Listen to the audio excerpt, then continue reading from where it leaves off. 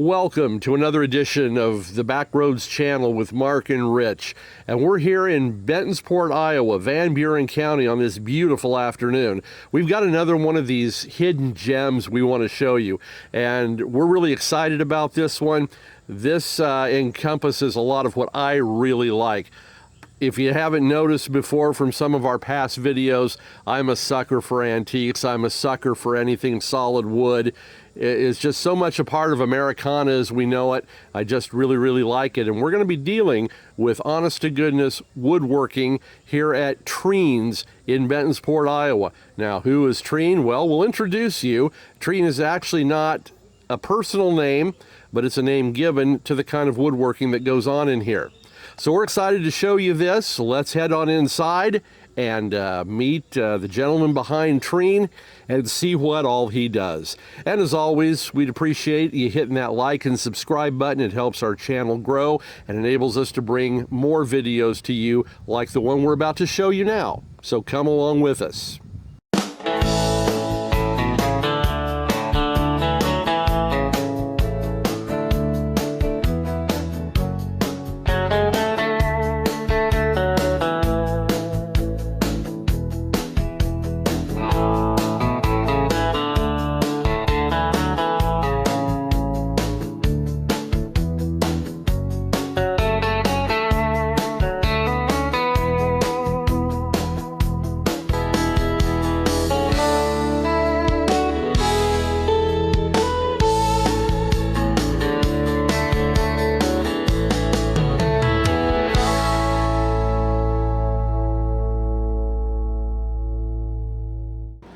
Thanks for coming into Treen Woodworks with us. We're inside, and Randy Trudell and Nan Trudell, they're here with us, and we're glad to have them here.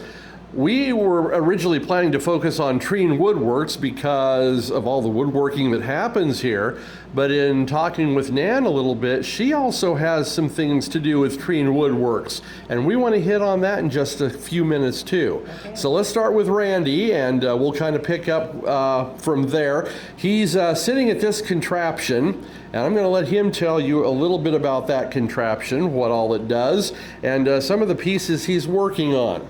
So let's talk to Randy here in just a second. I need to make a couple of quick adjustments. We'll be right back. A few minutes later. And we're back with Randy Trudell at Treen Woodworks, and one of the things that I want you to talk about very quickly, first of all, okay. Your last name is Trudell. Trudell, yes. But this is called Treen. Treen. What's the story behind Treen? Treen is an old English word. It simply means, probably the simplest definition is tree, but it can also mean of a tree or from a tree. And it's woodenware, basically. That's what it's called. That's what the term is now. It's anything that's made out of green wood, carved by hand, bowls, spoons, anything that you would use maybe in the culinary arts or whatever. That's basically what treenware is. And so we just hit on that name, and it's a kind of a generic term, but it was perfect for what we wanted to put across here. And certainly the perfect name for the image you want to display with what you're doing here. Absolutely, I think so. That's great.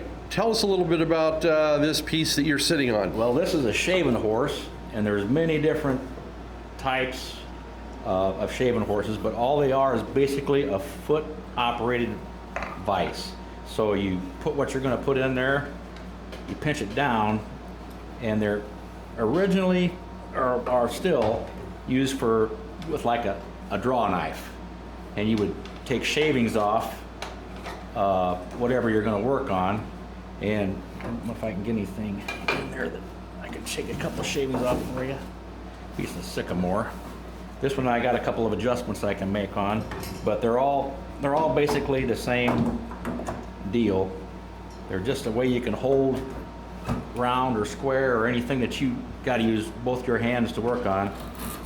And it's old technology, and you can't cut yourself in half either. That's one good thing about it. So, or at least that's what I told my half brother. You can utilize this piece of equipment and stay out of the emergency room at the same time. So Absolutely. That's good to know. But that's basically how it works. It's a real simple deal. You might have to be careful sometimes, because if you don't have don't remember to put your foot real hard, you might get punched in the jaw with something. So you have to hold your foot solid Yep, against. yep. Okay. That's the clamping right there, and it clamps it down, and you can. It works great for pulling, like with a draw knife, but this is a spoke shave, and it's used for chair making, anything that you're doing with wood, and you can use a spoke shave like this, but actually there's a lot of times you'll have to push too, and you can also, it works on the other direction too, so you can, depends which way your grain is going on your wood and what you want to achieve with it. So does that tool do the same thing like a plane would do? Absolutely. It's got a bed on it right there, and you adjust your height. This is the iron. You adjust your height, and then it'll take a shaving off, like so. This, a draw knife, is a little more aggressive. You can turn them bevel up or bevel down. Bevel down, you get a little more aggressive with it, but it'll turn a shaving too, and you can get really good with them. The more you use them, it's like any other tool. The more you use it, the more finesse you got with it, so you can make a perfect cylinder with it. This works with dry wood or green wood like this is, and it's just old technology that never goes away, never goes out of style. So.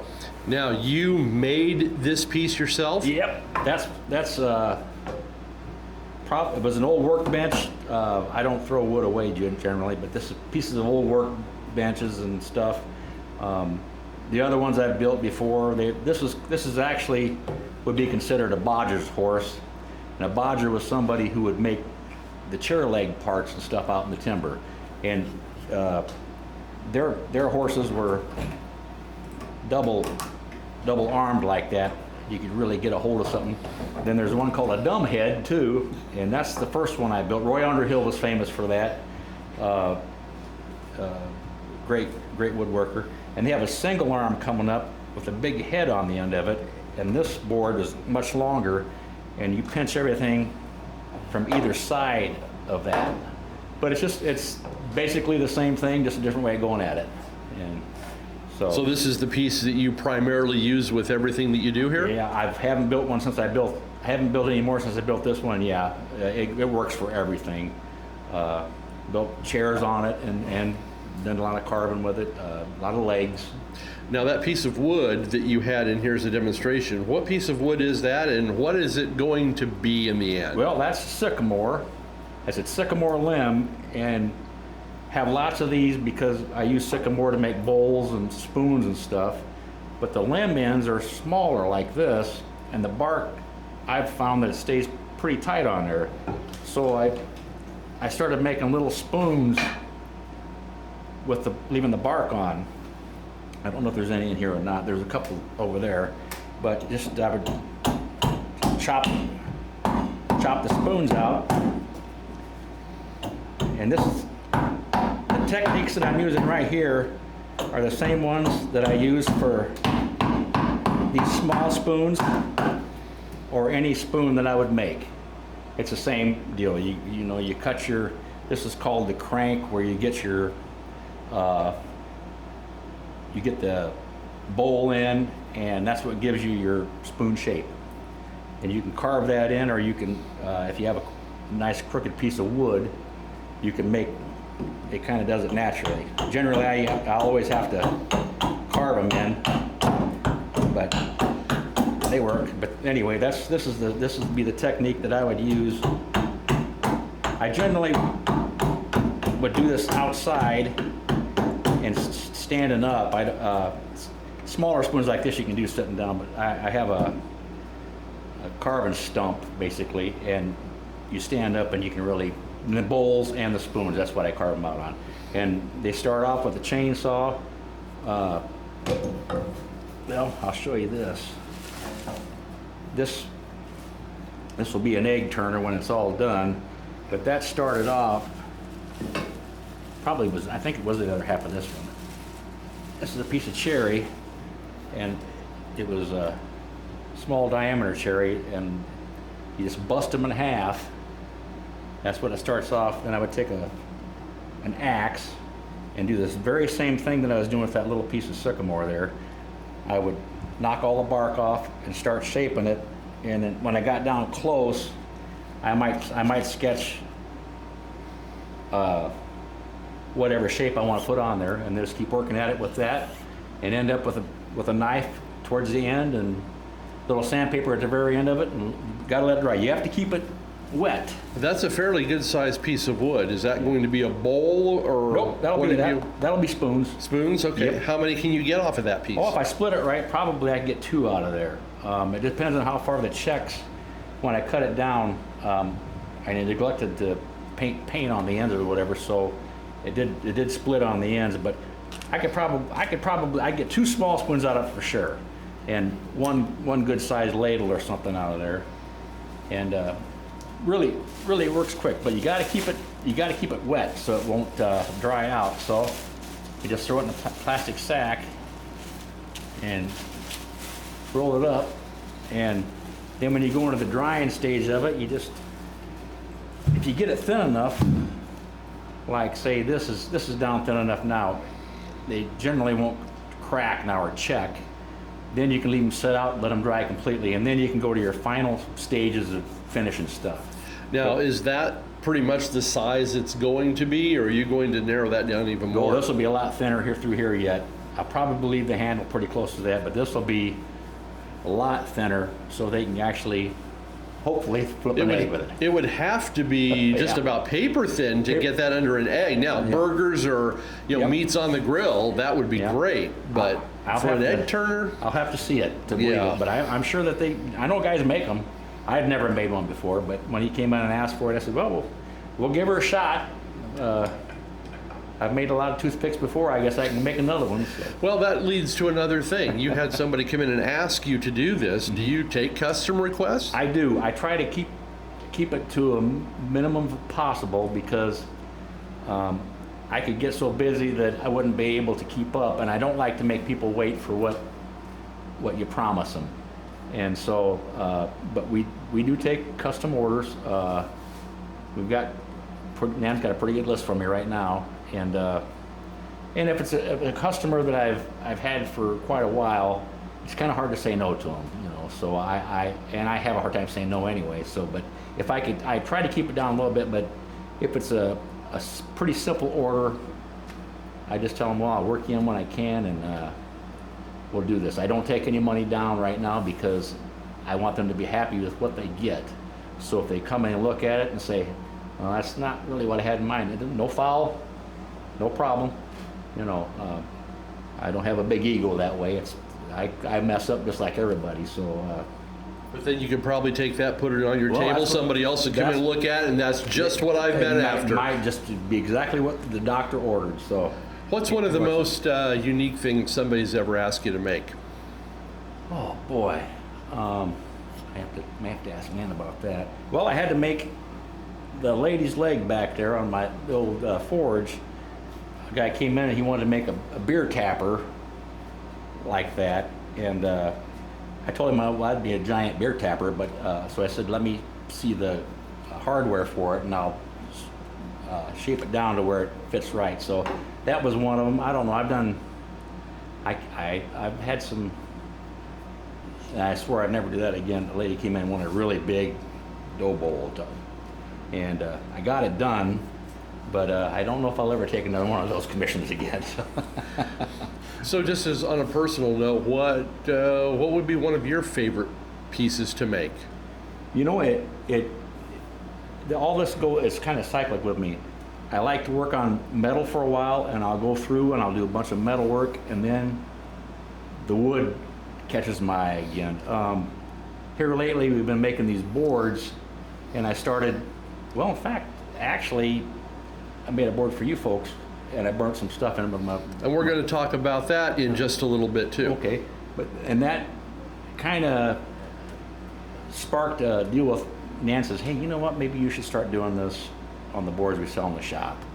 I said, okay, and I had made one earlier for Betty Prenny, who runs Iron and Lace, when we first came down here, and so we started thinking about it, and it's really enjoyable for me because I'm able to do iron work on it, I'm able to do a little bit of artwork on it, and it's still something that people. I like to make things that people can actually use, and that's what I hope that they do. So it's been a lot of fun, And the thing that impresses me most about all this, people, if you come in and purchase something like this is not just your lifetime, but this could go down several generations, I hope as well so. as this is made. I hope so. That would be great. You know, that would be fantastic. But we see bowls, we see boards. Just tell us a little bit about what Well, you've got here. Whenever we find a tree down up on my brother's property, or I'm looking for a piece of good wood to use, I'm really blessed that they have enough timber up there that I can find the walnut or the cherry or the sycamore that I use. I use all domestic hardwoods right from Van Buren County. I'm very happy with the wood we have here, and I don't feel like I need to go out of country to get any wood.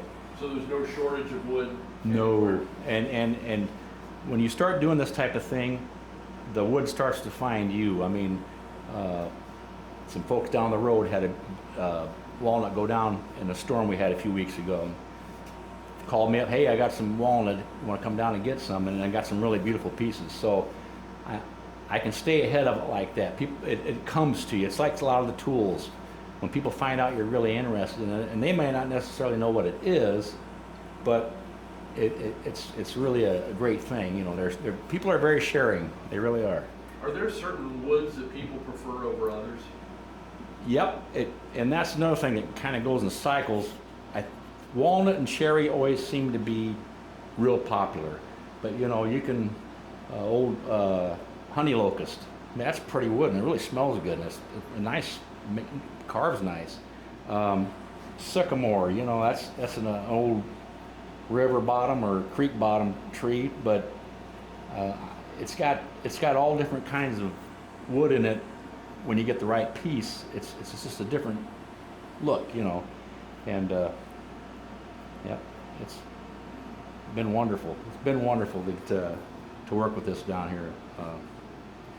I don't have to go very far to find a good chunk of wood down here. That's for sure.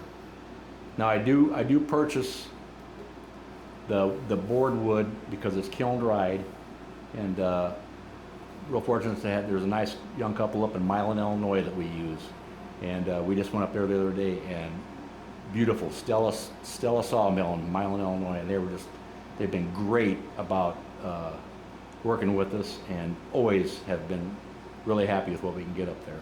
So what is the wood that you've made these boards out of? This is all spalted soft maple, and the spalting is these lines in there. It's just beautiful. I think this piece has got a pretty good look on it here, I think. Yeah, but you can see it's a type of decay.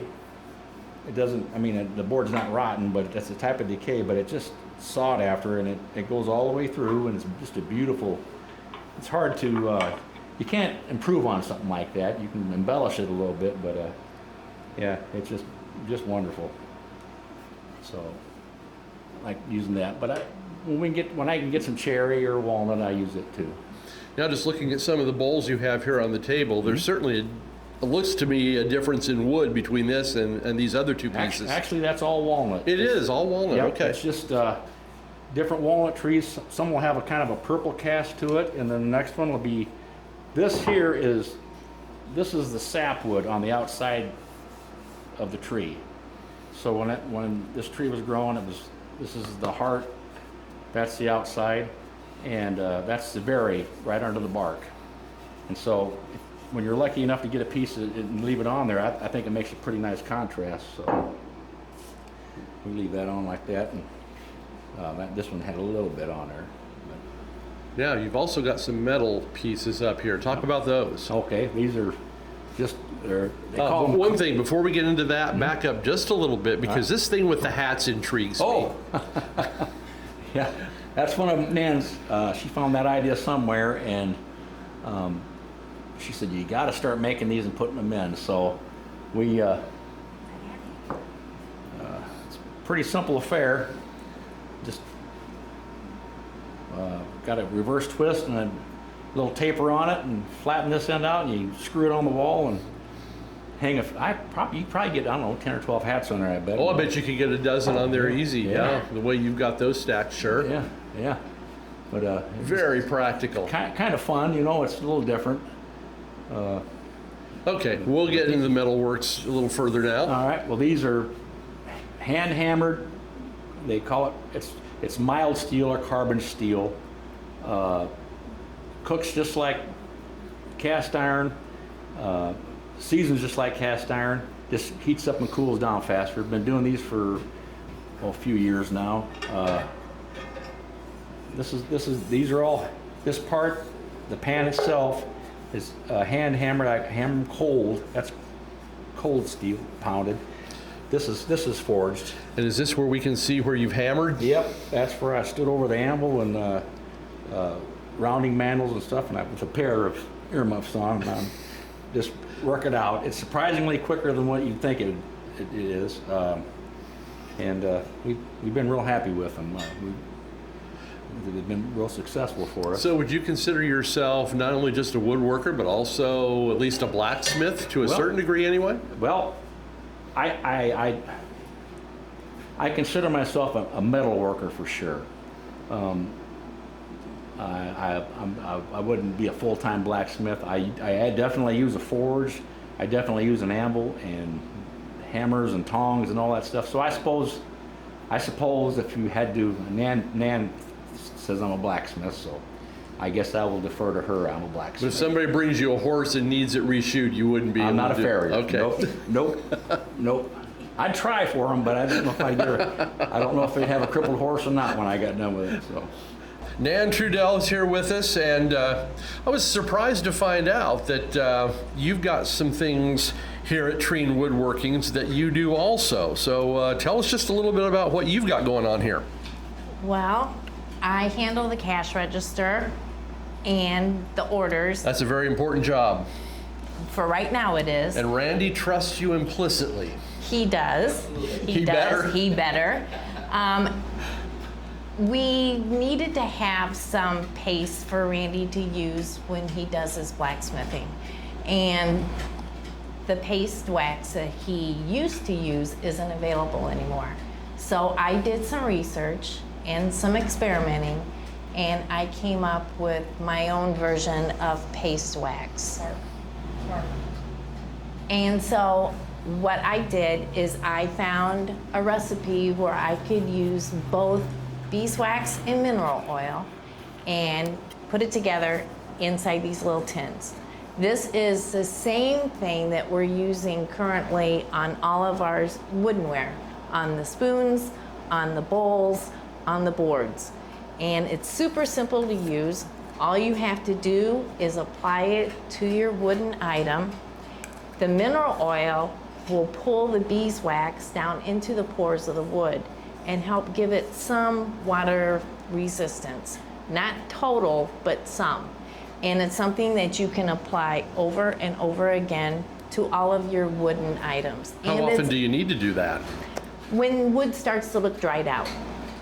When I clean my wooden items, I rinse them under hot water.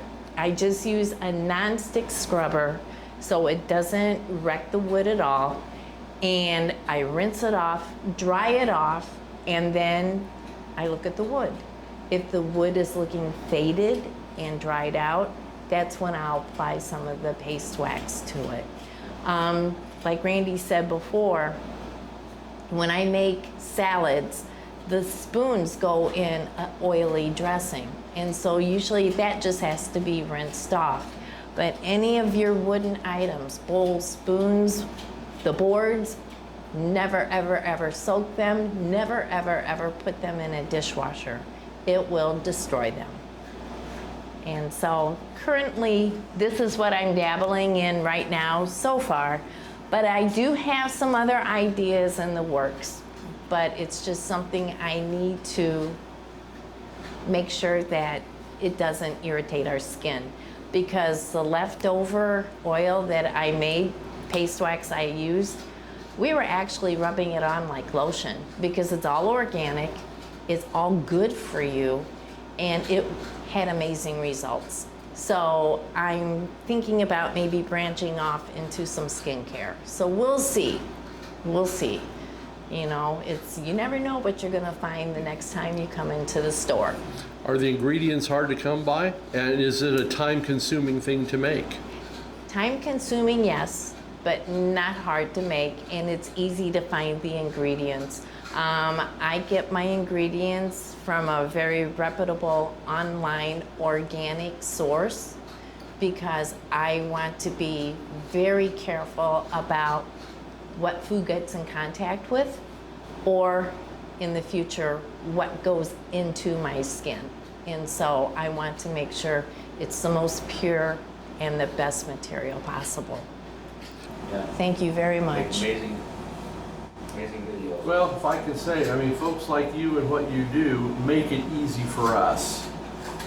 And obviously, people like what we're doing, so that's the bottom line. They like what you're doing, they like what we're doing, and So, so we'll just keep Makes on a good doing it. partnership. It Yes, does. it does. Yes, it does. Yes, it does. Thank you very Okay. much.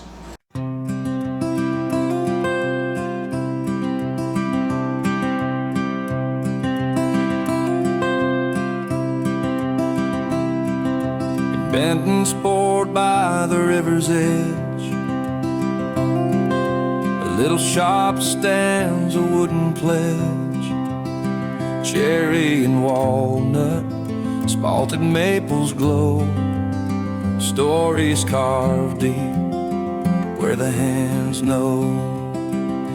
Treen Woodworks, where the grain runs true, each piece whispers it's made for you, crafted by heart, every curve, every line.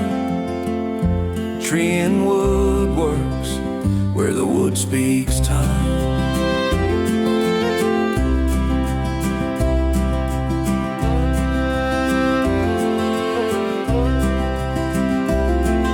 Shavings fall like snow on the ground,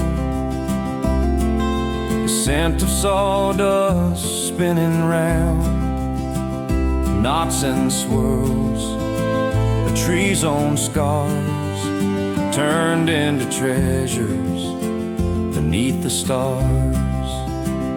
The hammer sings, the chisel hums, echoes of craft from where we come. Treen Woodworks, where the grain runs true, each piece whispers it's made for you, crafted by heart, every curve, every line. Treen Woodworks, where the wood speaks time. A rocking chair for quiet nights, a hand-carved bowl for candlelight. The wood remembers, the wood forgives, through hands of love, the wood still lives.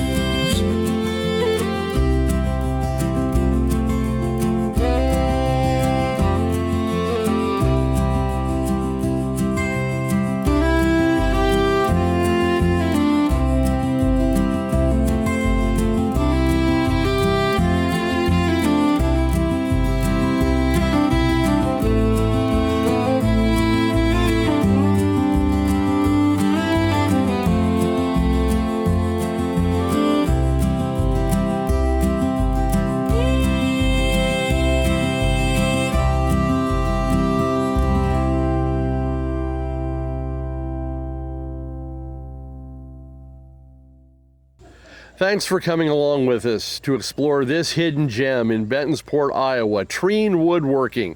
We want to invite everybody to come in. He will have something to your liking, I promise you that. And this isn't something you can just find everywhere. So you need to come visit Bentonsport, Iowa and Treen Woodworking, see what he's got. We've just shown you a little bit of what he has and what he does. Let him explain further. Let him show you further. and you will not be disappointed. Thanks for joining us in exploring this hidden gem in Van Buren County, Iowa. Be sure to hit the like and subscribe button. We really would appreciate that. And until next time, this is the Backroads channel with Mark and Rich. We're your backroads to adventure.